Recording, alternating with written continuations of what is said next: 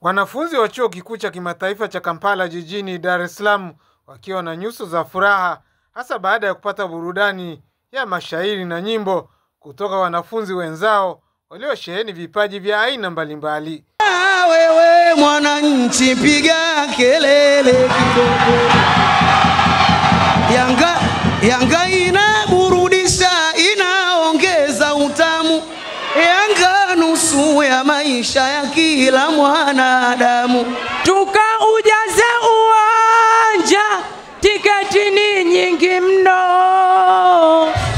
Yani ubaya ubwela ubingwa kafu lazima.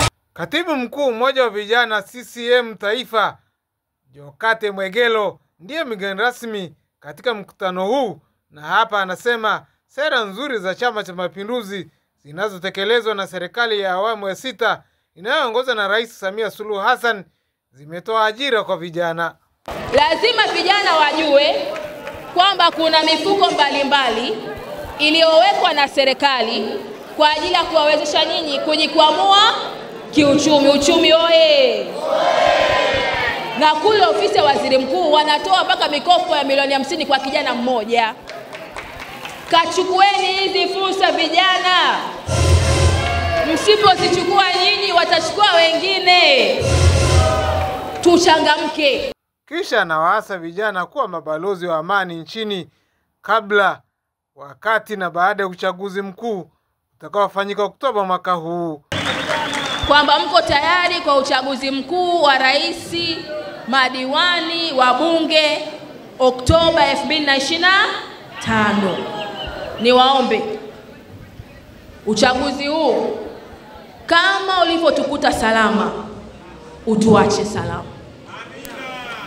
Uchaguzi huu kama ulivyotukuta salama, utuache salama. Na walinzi wa hii amani ni nyinyi vijana.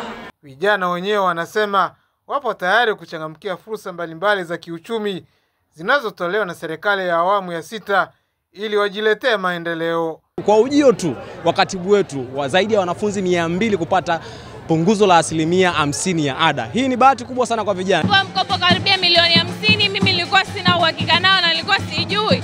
Nimesikia tena kuna scholarship.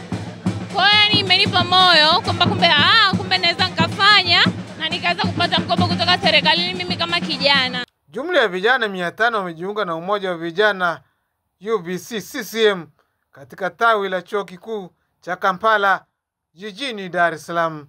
Mali Ocheto, TBC, Dar es Salaam.